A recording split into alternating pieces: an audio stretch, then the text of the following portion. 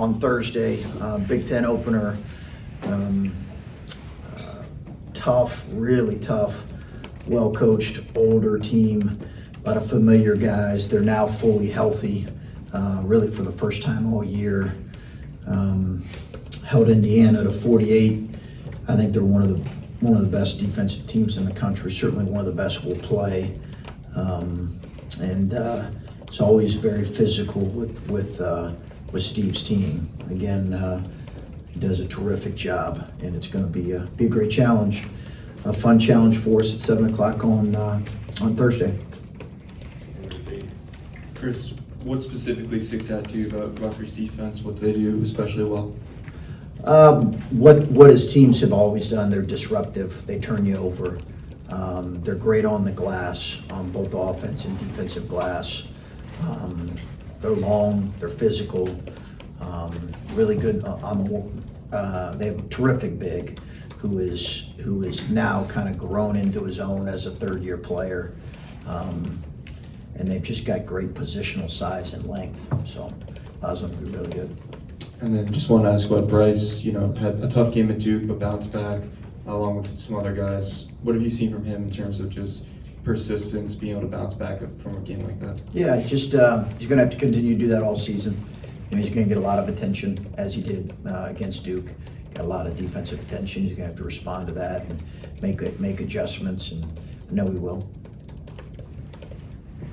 Yeah, Coach, another one of the top 10, I think, offensive rebounding teams and just average in the country. But it seemed like you guys kind of handled that challenge pretty well against Duke. Obviously, didn't get the win, but the rebounding numbers looked good in that game. Does that give you confidence going into some of these games with teams like that, physical Big Ten teams, that your team's already done that in the past? Yeah, I think that's one of the challenges in front of us in this particular game is the glass, for sure. Both offensively and defensively, that is definitely one of the challenges. So I'll be interested to see if we can do that over the course of a number of teams that are going to challenge us on that end. But certainly Rutgers is one of the best offensive rebounding teams we'll play. Duke was as well, but Rutgers is right there. I think you mentioned Clifford, their big man as well.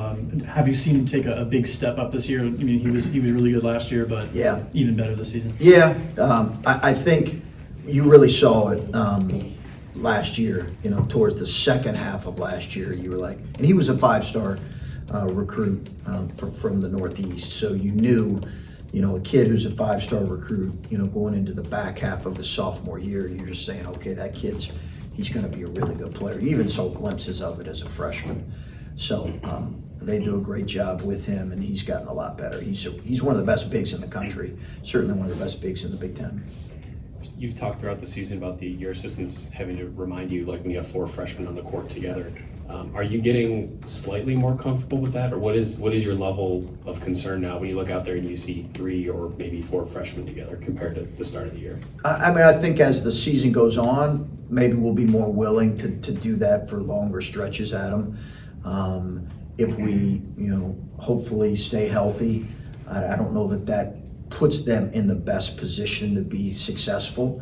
I think that's what you're trying to do as a coach right now, is also figure out how to put our team in the best place, but put them in the best place. And that's against a really good teams. That's a lot of inexperience to put out there together. And when you've worked on trying to fit all these pieces together, obviously you're going to rely on the things you see in practice and knowing your own players. But have you taken in advice from any sort of outside sources or outside points of reference as far as how to make so many different pieces fit together? It's a good question. I think in Maui, I talked to a number of coaches who, again, one of them had 11 new players. So, his experience was even more significant than ours. So I think you're always trying to pick the brain of other coaches and coaches that you respect, just coaches in general. So that's probably been more than what I've done, as opposed to, picking up the phone and saying, hey, talk to me about this. You were talking on the radio show a few minutes ago about entering Big Ten play with freshmen having to step up. What have you seen in the past? I know you haven't had a freshman class like this one, but freshmen adjusting to Big Ten and what it takes. It takes a minute, to be honest with you. I think it takes a minute. I think it's hard for them right now to appreciate. We'll do our best, but it's hard for them to appreciate the intensity and the toughness required in the Big Ten game. It just is. So they really need game experience to be able. We'll do our very best, and we will communicate that to them and show it to them on film. But it's a whole nother level when you're out there in live action. And your guys that have played in other conferences, Power 5, Yeah. high-level games, obviously the Big Ten is different. How do you see that adjustment going, even though they've played at a high level? They've probably played some Big Ten teams before, but maybe not consistently in the Big Ten. Yeah, I'm not sure it's a huge difference between the Big 12 and the Big 10. I think there's a lot of more similarities than there are differences. So that, I think Tanner and our freshmen will need to know. Everybody will. Everybody will need to be reminded of what this step up in level is, for sure. All of us, but certainly our freshmen, Tanner. Chris, along those lines, this isn't your first rodeo. You understand the phenomena of it's December, people are thinking football. Yeah. Right? Yeah, right. Does that, you could look at that two ways. One, the pressure's a little bit off your guys, especially younger guys. They're kind of under the radar. The other side, attendance and getting your guys exposure. Yeah. Kind of. Yeah. I think it's an interesting dynamic because at Butler it was very different, and I think you hear about that from maybe guys who have coached at different schools, and what their appreciation is for that. I think you're so in the midst of it right now that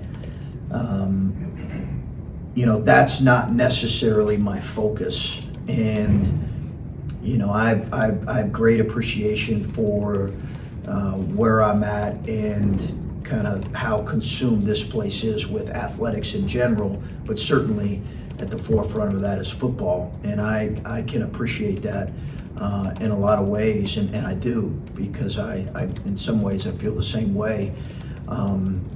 But you're so in the midst of preparing your team, trying to grow your freshmen, grow your young kids. That's what you're consumed with. If we consistently perform at a high level, all that will come. Basketball's such a long season that I just don't get worked up about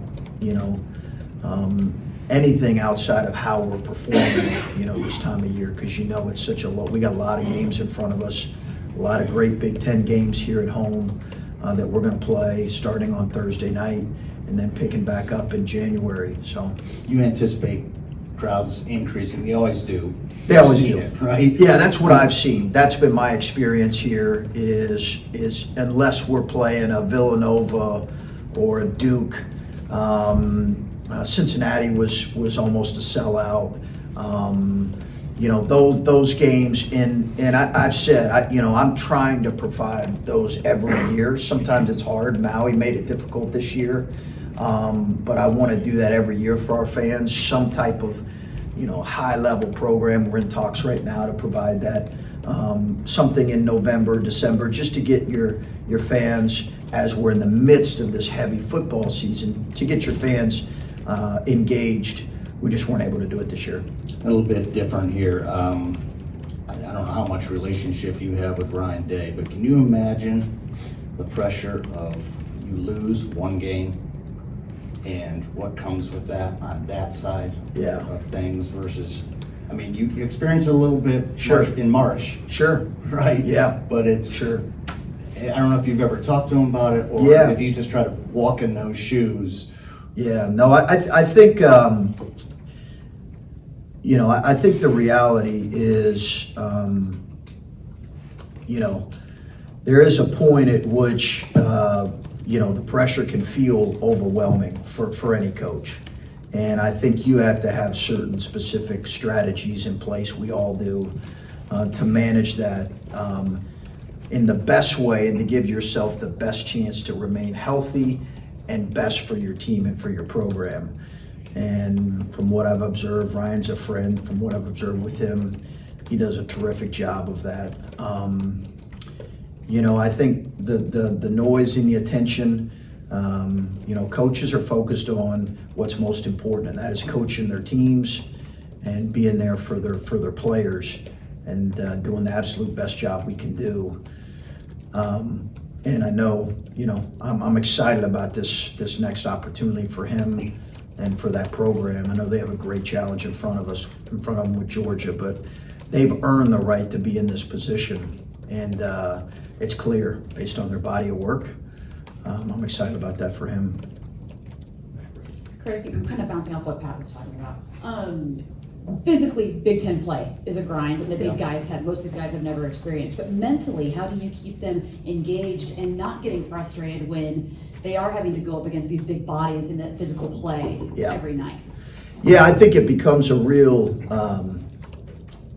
you're really mindful of that when it's one right after the other in January and February and March. I mean, you're mindful of all of it, the physical toll, the mental toll, the going from playing, at Rutgers to at Purdue to, on down the line. It's a lot. And I think the reality is you realize as a coach, you're not going to be, your team's not going to be their best every night.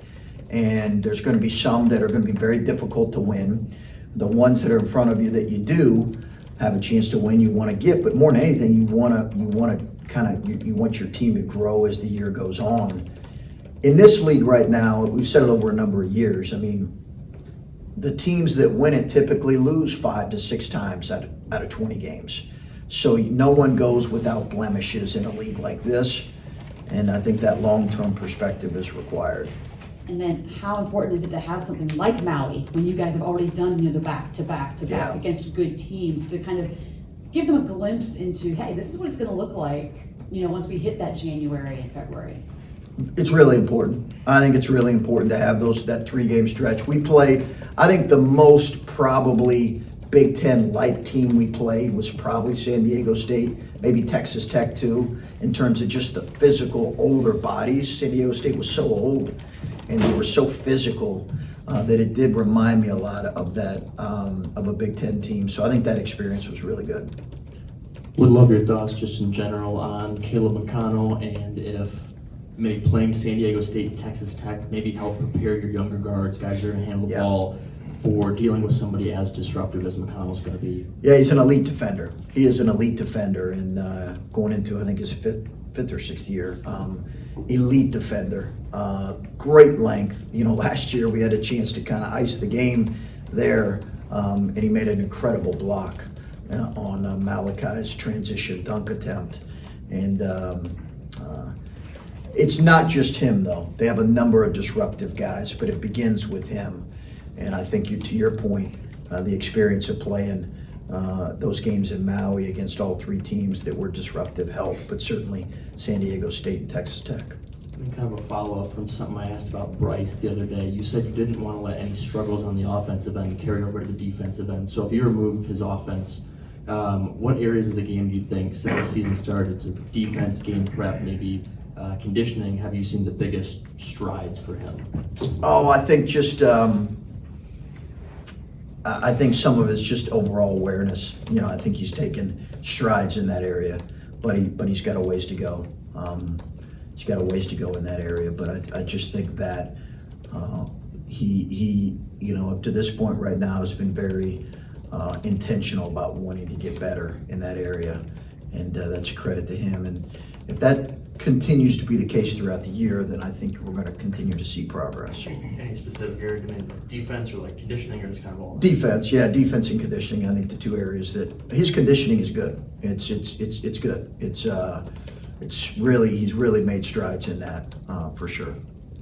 Chris, you talked about the physicality in Big Ten play and just sort of how you need to get the freshmen acclimated. I'm just curious, what's sort of the balance like as a coach of seeing them make mistakes and not necessarily having a quick hook? What's sort of the balance of keeping them in the game as they make mistakes to get that experience, or maybe taking them out? Because, I mean, as you were saying on the radio show, wins sort of Effort is usually the line of delineation on that. if their effort's not good enough on the offensive or defensive end, then, they're coming out. And how did a team like Texas Tech or San Diego State or anything like that sort of just prepare you for this test come Thursday? We'll see. We'll see. I think, again, I think probably these guys are the best defensive team. I think these guys and maybe San Diego State are the two best defensive. No disrespect towards Texas Tech because they're a really good defensive team too, but just the physicality and how disruptive Rutgers is, I think is very similar to San Diego State. Well, one more pattern there. Because we're talking a lot about rebounding, and you talked the other day about Zed and how you think when he's potentially a top 5 rebounder in the country when it comes to the offensive class. When he's playing hard. When he's playing hard, right.